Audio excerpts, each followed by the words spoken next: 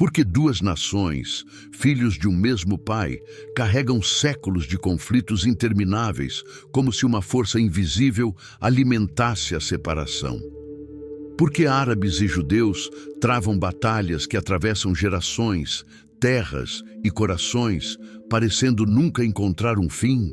Será que existe algo mais profundo, algo escondido entre as areias do tempo, algo que Deus revelou há milhares de anos? Hoje você vai descobrir que a resposta está onde você menos imagina. Não nos tratados de paz ou nos acordos políticos, mas nas páginas sagradas da Bíblia, no coração de uma família marcada por uma promessa, uma divisão e uma profecia. Tudo começou com Abraão, o patriarca escolhido por Deus, cuja história ainda ecoa fortemente em nossos dias. Abraão não era um homem qualquer. Ele tinha uma promessa divina que mudaria para sempre a história da humanidade. Seus descendentes seriam numerosos como as estrelas, e neles todas as famílias da terra seriam abençoadas. Mas enquanto o tempo passava, Abraão viu sua fé ser testada pela demora do cumprimento da promessa. E foi nesse momento de dúvida que nasceu a raiz do conflito. Sara, sua esposa, estéril e já idosa, incapaz de acreditar no impossível, decidiu oferecer sua serva Agar a Abraão. Um filho nasceu desse ato de desespero, Ismael. Mas quando tudo parecia definido, algo inacreditável aconteceu. Sara, contra todas as possibilidades, concebeu milagrosamente um filho, Isaque. 2 filhos, 2 mães, 2 promessas, um só destino: conflito. Aliás, você que chegou agora é especialmente bem-vindo ao canal Descubra a Bíblia Sagrada. Aqui, mergulhamos profundamente nas histórias bíblicas que revelam segredos espirituais que mudam nossas vidas. Se deseja fazer parte dessa jornada, não perca tempo. Inscreva-se no canal e ative o sino das notificações, porque juntos vamos explorar mistérios que vão transformar seu entendimento da Bíblia. Agora preste atenção. Existe uma profecia chocante feita sobre Ismael, muito antes do primeiro conflito armado entre judeus e árabes. Ele será um homem selvagem. Sua mão será contra todos, e a mão de todos será contra ele. Essas palavras, dadas a Agar no deserto, ecoam com uma precisão assustadora nos jornais de hoje, como uma sentença eterna. Mas espere, não interprete errado. Não é uma maldição.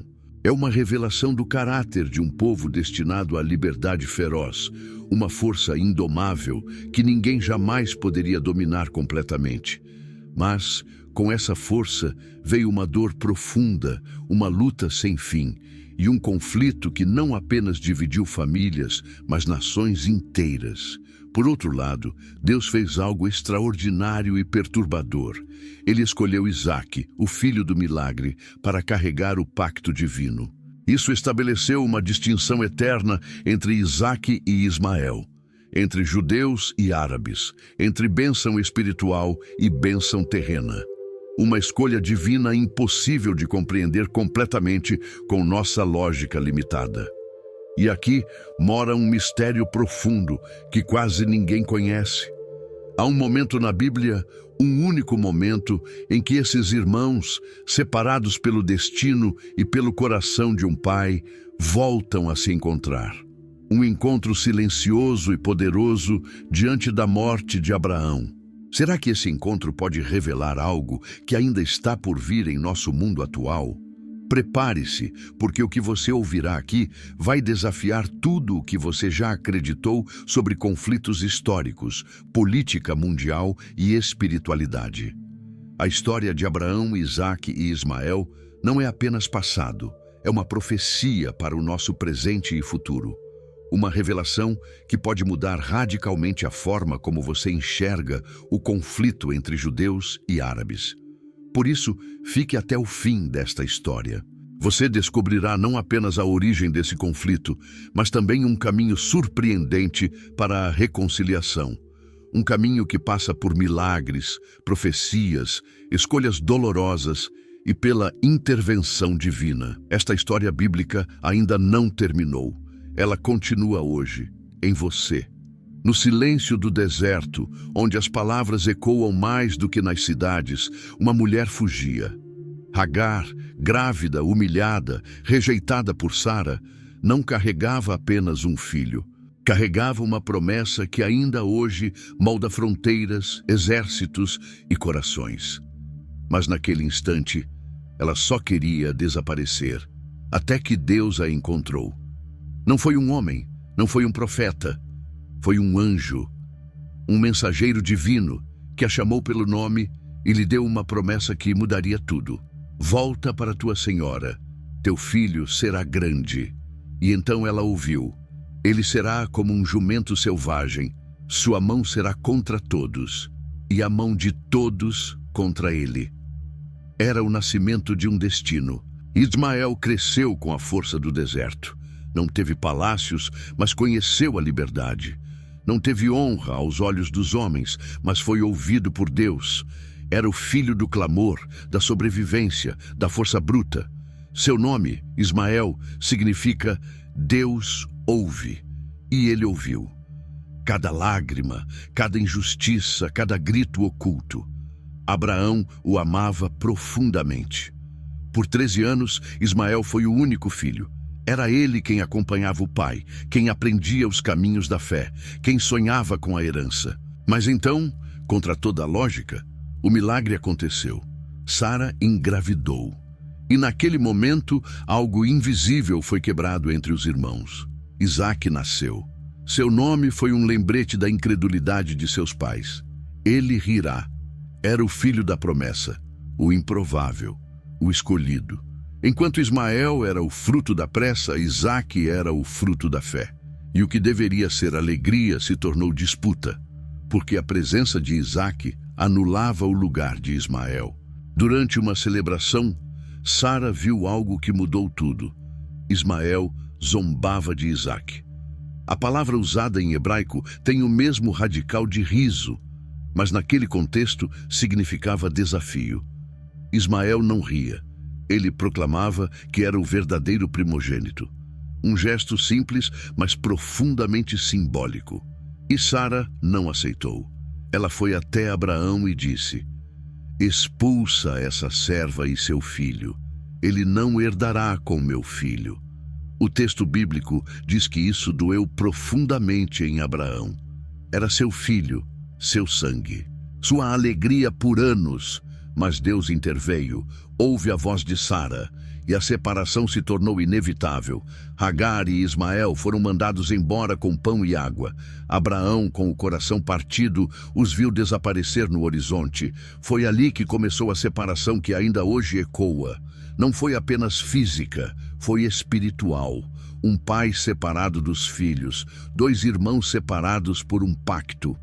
A dor dessa despedida é sentida até hoje. Muitos países árabes ainda veem a criação de Israel como uma nova expulsão. Chamam de Nakba, a catástrofe. Para eles, o nascimento de Isaque se repete, uma nova bênção que parece apagar a anterior. Uma promessa que, para uns, representa salvação e para outros, perda. Mas há algo que poucos percebem. Mesmo afastado, Ismael jamais foi esquecido por Deus. No deserto, prestes a morrer, a voz do menino chegou ao céu. Um anjo apareceu, mostrou uma fonte de água e repetiu a promessa: eu o farei uma grande nação. Porque Deus é fiel, e ele não abandona quem clama. É aqui que entendemos. O conflito entre judeus e árabes não nasceu do ódio, mas da dor. Da disputa por um lugar, da busca por pertencimento, da sensação de ter sido excluído. Mas o plano de Deus é mais profundo, porque mesmo na divisão, ele preparava um caminho de reconciliação, um caminho que ainda está sendo revelado. Abraão havia obedecido, tinha entregado Ismael ao deserto com dor, mas também com fé. Acreditava que Deus cuidaria dele. Mas a história não se apagou dali. Pelo contrário, foi nesse gesto silencioso de separação que começou a formação de dois caminhos que marcariam as nações. Enquanto Ismael crescia longe, se tornando caçador, guerreiro, pai de tribos e senhor do deserto, Isaque crescia em meio às promessas. Era o filho do riso, da espera, da aliança. A cada passo que dava, carregava o peso da escolha divina. Não porque era melhor, mas porque Deus assim determinou. O pacto não passou por Ismael, passou por Isaque. Essa distinção espiritual criou uma ferida profunda. Para os descendentes de Ismael, a exclusão parecia injusta. Para os de Isaque, era a confirmação da bênção.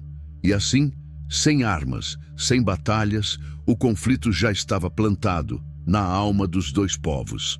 A Bíblia é clara. Isaque não herdou por mérito, herdou por milagre. Seu nascimento foi impossível aos olhos humanos. E é isso que Deus honra, o impossível, não o natural. Ismael nasceu de um plano humano, Isaque de uma intervenção divina. E é nesse ponto que se estabelece o pacto. Esse pacto não é apenas religioso, ele é existencial.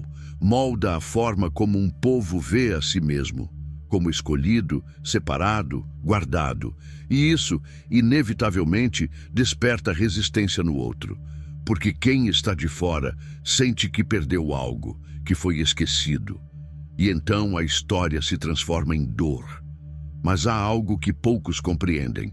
Deus também abençoou Ismael. Prometeu-lhe 12 príncipes, uma grande nação, poder, território. A bênção de Ismael é grandiosa, mas diferente. Isaque recebeu o pacto espiritual. Ismael, a bênção terrena. E foi essa diferença que alimentou o ressentimento histórico. Nos séculos seguintes, os filhos de Ismael se multiplicaram. Povos árabes se expandiram. Impérios surgiram. E com eles, uma narrativa própria, a de que o pacto foi distorcido, que o verdadeiro herdeiro era Ismael.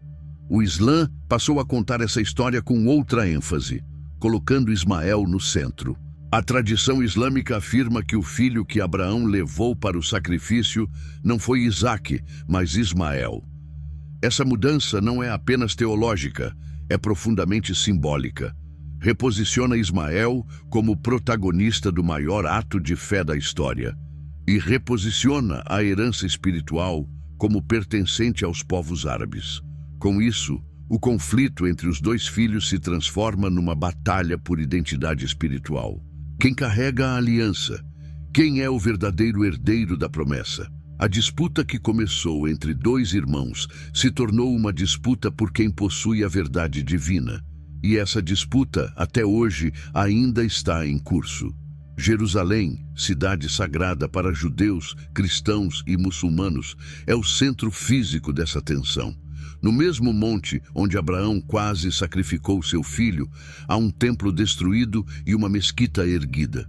Um espaço sagrado dividido entre duas narrativas.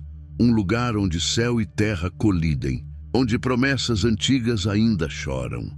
É por isso que o conflito é tão profundo. Não se trata apenas de terra, mas de propósito. Não se trata apenas de política, mas de identidade espiritual. Isaque e Ismael não são apenas personagens do passado. Eles vivem hoje na voz de cada lado. E a pergunta continua: quem herdará a promessa? A separação entre Isaque e Ismael não ficou entre tendas. Ela reverberou nos séculos, transformando-se em impérios, religiões e ideologias. O que começou com um olhar de desprezo e um gesto de expulsão se tornou o grito de multidões. Porque quando a dor não é curada, ela se transforma em identidade. E quando essa dor é coletiva, ela constrói civilizações. De Ismael vieram os povos árabes, o deserto, a resistência, o orgulho. De Isaque, o povo de Israel, a promessa, a aliança, a terra. Dois destinos traçados não por suas escolhas, mas por um decreto divino. E mesmo que ambos tenham sido abençoados, apenas um carregava o pacto. Isso foi o início de uma ferida que não cicatrizou. Com o passar dos séculos, os descendentes de Ismael floresceram. O Islã surgiu, poderoso, expansivo. Muhammad, profeta descendente de Ismael, proclamou uma nova revelação, afirmando ser o restaurador da verdadeira fé de Abraão. Para muitos, ele era a correção da história, a retomada do que havia sido perdido. Enquanto isso, os descendentes de Isaque enfrentavam exílios, perseguições, dispersão. A terra prometida parecia distante, a aliança parecendo frágil, mas a promessa não falhou. Ela apenas esperava seu tempo. E no século XX, Israel ressurgia como nação, reacendendo a chama da profecia e da tensão. A criação do Estado de Israel em 1948 foi para muitos judeus o cumprimento de séculos de oração, mas para os árabes da região foi a repetição da dor de Hagar, a expulsão, a perda, o deserto. Eles chamam de Nakba, a catástrofe. O nascimento de um filho parecia o exílio do outro mais uma vez. E aqui se revela o dilema eterno. Como dois povos que nasceram do mesmo ventre espiritual podem coexistir se carregam narrativas que se anulam. Para um, a terra é herança. Para o outro, é direito. Para um, o templo é sagrado. Para o outro, a mesquita é inegociável. A disputa não é apenas por solo, é por verdade. O Monte Moriá, onde Abraão quase sacrificou seu filho, representa isso. Para os judeus, ali esteve o Templo de Salomão. Para os muçulmanos, ali o profeta ascendeu aos céus. E hoje, as pedras daquele monte sustentam orações e disputas. Cada centímetro é um campo de memória e conflito. A história que começou em Gênesis é recontada todos os dias nas ruas de Jerusalém. Bandeiras são erguidas, fronteiras são riscadas. Mas, no fundo, tudo gira em torno de uma única pergunta. Quem é o filho da promessa? Isaque ou Ismael? A resposta, no entanto, talvez não seja tão simples quanto parece. Porque Deus abençoou os dois. Ele ouviu o clamor de Hagar e jurou engrandecer Ismael, mas também fez um pacto com Isaque. E se Deus é fiel a ambos, será que os homens não poderiam também buscar reconciliação? Ou será que ainda estamos presos ao erro de Abraão, tentar resolver com pressa o que só o tempo de Deus pode cumprir?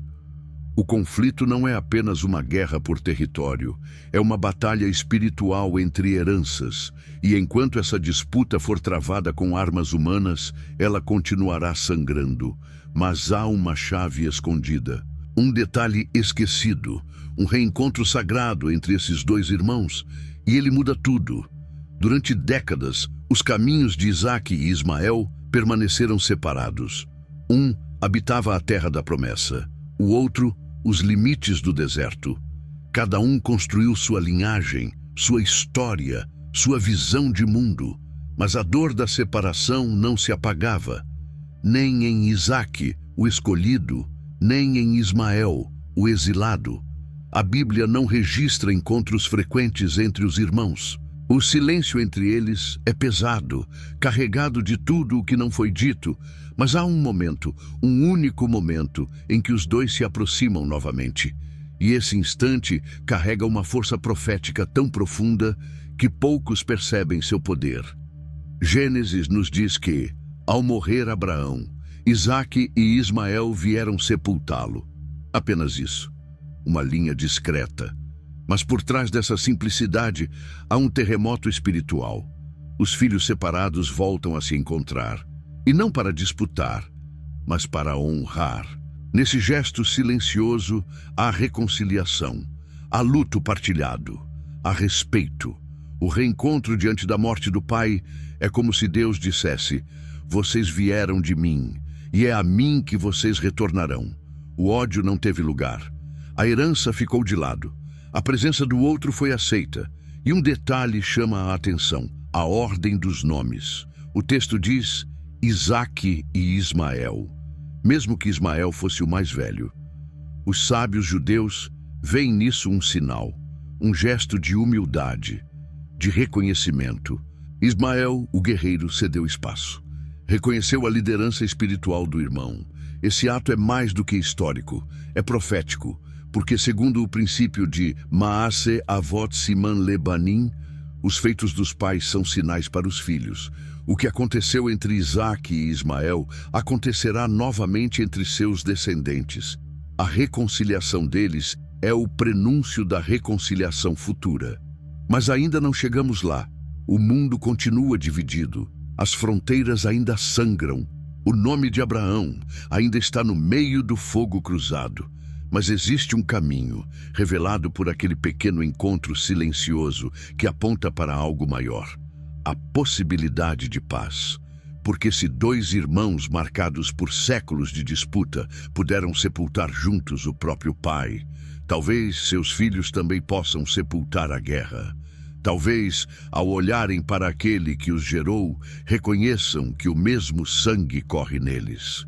Que a promessa é ampla o suficiente para abraçar os dois. O problema nunca foi Deus. Foi a forma como os homens interpretaram sua promessa. A ferida não está no céu, está na terra, no orgulho, na disputa, no medo. Mas Deus já mostrou o caminho. E Ele não escreve histórias inacabadas. Há uma reconciliação a caminho. E ela começa onde tudo começou, na alma dos irmãos. O reencontro de Isaque e Ismael diante do túmulo de Abraão não é apenas uma memória, é uma profecia viva, um gesto que ultrapassa o tempo, lançando uma semente silenciosa em meio ao solo sagrado da reconciliação. Uma semente que ainda está germinando e que pode florescer nos nossos dias. Em meio a guerras, tratados rompidos e discursos inflamados, algo começou a acontecer. Recentemente, nações árabes e Israel assinaram acordos inéditos, um gesto de paz, uma tentativa de aproximação. E o nome dado a esses tratados não poderia ser mais simbólico: Acordos de Abraão. Ao invocar o nome do Pai comum, essas nações reconheceram uma origem compartilhada.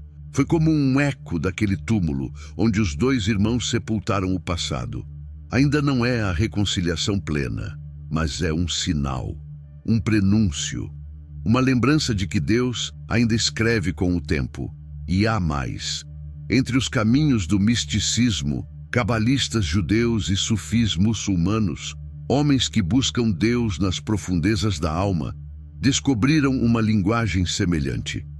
Ambos falam da jornada interior, da luz divina, da alma como espelho do Altíssimo. Em silêncio, esses homens se encontram onde a religião se dissolve na verdade do Espírito. Eles não disputam textos, eles não erguem muros, eles se ajoelham e, sem palavras, reconhecem que há algo maior que Isaque e Ismael. Há um Deus que ouve, um Deus que vê, um Deus que chama seus filhos de volta para casa. Mas por que os líderes do mundo não veem isso? Por que tantos ainda alimentam o conflito? A resposta está no coração humano. Enquanto houver orgulho, o reencontro não será possível. Porque a reconciliação exige entrega, exige quebrar a espada do ego, exige reconhecer que a bênção do outro não anula a minha. A profecia bíblica não fala apenas do que aconteceu, ela aponta para o que virá. Isaías fala de um tempo onde o lobo habitará com o cordeiro, e onde ninguém ferirá ou destruirá. Esse tempo ainda não chegou, mas os sinais estão por toda parte. O tempo da espada está se esgotando. O tempo da paz está se aproximando. Talvez estejamos vivendo os estertores da dor, os últimos capítulos de uma velha disputa. Porque toda dor tem um fim, toda guerra cansa, e até mesmo os desertos florescem quando a chuva de Deus chega. E essa chuva está se formando, não nas nuvens, mas nos corações dispostos. Há uma verdade espiritual que poucos percebem. Quanto mais profundo é o conflito, mais gloriosa será a reconciliação. Quanto mais longa a espera, mais bela será a colheita. A história de Isaque e Ismael ainda pulsa, e você faz parte dela. A promessa não morreu, ela está prestes a ressurgir, E quando ela se cumprir, não será com discursos, será com lágrimas, com abraços, com corações que, enfim, reconhecem que o Pai os ama igualmente e que o legado de Abraão não é a disputa, mas a fé que transforma, fé que sobrevive ao tempo, fé que restaura, fé que reconcilia. Durante séculos, os descendentes de Isaque e Ismael caminharam em paralelo, separados por histórias, conflitos e interpretações. Mas a palavra de Deus revela algo surpreendente. O conflito não se resolve com tratados nem com armas. Ele se resolve com uma cruz, porque foi na cruz que Deus desfez a separação e criou algo novo. O apóstolo Paulo escreve: Cristo é a nossa paz. Ele fez de ambos um só, destruindo a parede de separação. Isso não é um conceito abstrato, é uma realidade espiritual. Em Jesus, não há mais judeu nem gentio, escravo nem livre, Isaque nem Ismael. Há apenas filhos, filhos redimidos pela graça. A cruz não pertence a uma etnia, ela pertence ao céu. E nela o sacrifício de um filho encerrou o ciclo da divisão entre os filhos, porque onde houve sangue derramado por ódio, agora há sangue derramado por amor. O amor de Deus que quebra muralhas e une o que o homem separou. Cristo não veio tomar partido entre os irmãos, veio criar uma nova família, uma nova identidade, uma nova linhagem, não mais definida por nascimento natural, mas por novo nascimento, por fé, por reconciliação com o Pai e por isso com os irmãos. Essa nova humanidade não é uma utopia, ela já existe. Nos bastidores do mundo, há judeus e árabes que creram em Jesus e que hoje oram juntos, vivem juntos, se chamam de irmãos, porque entenderam que o sangue da cruz fala mais alto do que o sangue do DNA. Essa é a verdadeira revolução. Não é política, é espiritual, e ela já começou, em casas escondidas, em igrejas subterrâneas, em corações despertos. É a revolução do amor. O único poder que pode reescrever histórias tão antigas quanto o deserto. E ainda assim, muitos resistem, porque aceitar esse caminho exige quebrar o orgulho e dizer: eu também fui parte do erro. Mas Deus, em sua misericórdia, não nos expôs para nos humilhar. Ele nos expôs para nos curar. A ferida só sara quando é tocada, e Jesus toca sem machucar. O Evangelho não elimina a história de Abraão, ele a cumpre. Em Cristo, vemos o desfecho que o mundo tanto procura, reconciliação verdadeira. Uma mesa onde Isaque e Ismael podem sentar-se não como rivais, mas como irmãos. Não por mérito, mas por graça. Não por vitória, mas por rendição. Essa é a profecia mais esquecida e mais poderosa. O fim do conflito está no Calvário, onde o Filho do Homem, descendente de Abraão, estendeu os braços para todos, para judeus, árabes, gentios e estrangeiros, e disse: está consumado, a separação acabou. Venham todos, há lugar. E a pergunta agora é: você vai continuar repetindo os ciclos dos pais ou vai escolher o novo caminho? O caminho da cruz, o caminho do reencontro. Porque essa história não termina com guerra, termina com um abraço que o céu já preparou e que a terra está prestes a viver. E se a história não fosse sobre nações, mas sobre corações? E se o conflito entre Isaque e Ismael, entre judeus e árabes, fosse apenas o espelho daquilo que habita dentro de nós? Divisões antigas, feridas não curadas, promessas que pareciam distantes, rejeições que nunca foram superadas. Não seria essa a verdadeira guerra? A Bíblia é mais do que um livro sagrado, é um espelho eterno. E nela não lemos apenas sobre Abraão e seus filhos. Lemos sobre nós, sobre nossas escolhas apressadas, sobre nossa dificuldade de esperar a promessa, sobre o nosso desejo de controle e sobre o Deus que, mesmo assim, permanece fiel. Talvez você esteja vivendo hoje como Hagar, cansado, rejeitado, abandonado no deserto, sem forças para continuar. Ou talvez se sinta como Sara, com promessas antigas que já não acredita mais. Ou quem sabe como Abraão, dividido entre o que ama e o que precisa entregar. Em todos os casos, a resposta é a mesma. Deus ouve. O nome de Ismael não é à toa. Ele é lembrança eterna de que Deus escuta. Deus vê. Deus intervém. E mesmo quando o mundo grita divisão, ele sussurra reconciliação. Mesmo quando a história parece terminar em guerra, ele abre caminho para o reencontro. E esse caminho já começou a ser trilhado. O túmulo de Abraão não foi o fim, foi o início de algo novo. Uma esperança silenciosa, um gesto de humildade, uma profecia disfarçada de luto. E se ali 2 irmãos puderam se olhar nos olhos depois de tudo, por que não nós? O que ainda nos impede de sepultar o ódio e abraçar o legado de fé? A reconciliação começa quando aceitamos que a bênção do outro não anula a nossa. Quando entendemos que há espaço para todos na mesa do Pai. Quando deixamos de disputar lugar e começamos a repartir graça. Porque a promessa de Deus nunca foi exclusão. Sempre foi expansão. Sempre foi bênção para todos os povos da terra. Então eu te pergunto, que herança você tem carregado? A do ressentimento ou a da promessa? Você está repetindo a dor dos pais ou está escrevendo um novo capítulo com fé? O que você vai fazer com essa história agora que ela foi revelada? Vai continuar passando por ela ou vai entrar nela? Porque a reconciliação entre os filhos de Abraão ainda é possível. E começa em você. Começa com uma escolha. Começa com um passo. Começa com o reconhecimento de que não somos donos da promessa. Somos apenas testemunhas da graça. E ela nos chama hoje a sermos construtores de paz. Aliás, se essa história falou com você, inscreva-se no canal, descubra a Bíblia Sagrada. Aqui, cada caminhada pela palavra de Deus nos leva a compreender mais do que está escrito, nos leva a enxergar o que está escondido no coração do Pai. Ative o sino, compartilhe, comente, porque essa jornada só está começando.